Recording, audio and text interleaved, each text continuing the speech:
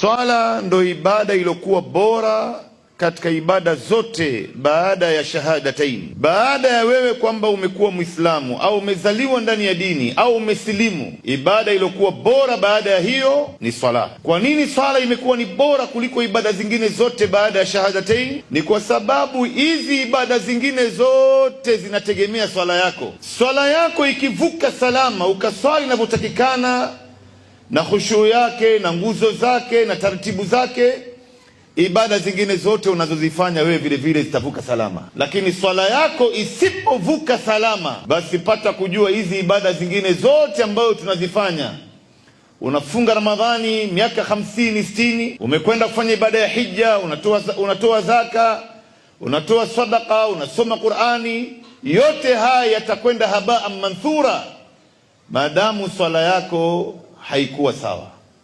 Ndio Mtume sallallahu alaihi wasallam anasema, awwalu ma yuhasabu bihi al-abdu yawm al-qiyamah as-salah, fa in saluhat saluha jami' a'malihi wa in fasadat fasada jami' a'malihi.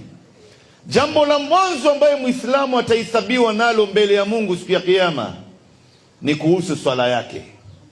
Utaulizwa wewe na mimi, je, uliswali? Na uliswali vile Mtume alivyofundisha?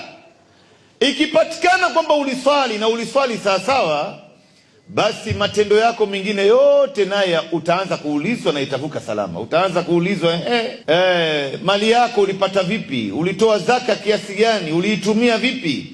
Utaulizwa Ramadhani ambazo umezifunga katika maisha yako. Utaulizwa kuhusiana na hija yako. Utaulizwa kuhusiana na mambo mengine katika ibada ambazo umezifanya wewe.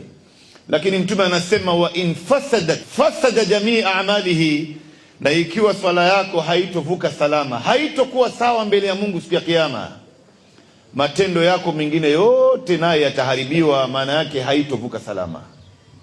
Mwenyezi Mungu Subhanahu wa Ta'ala hana mchezo hapo.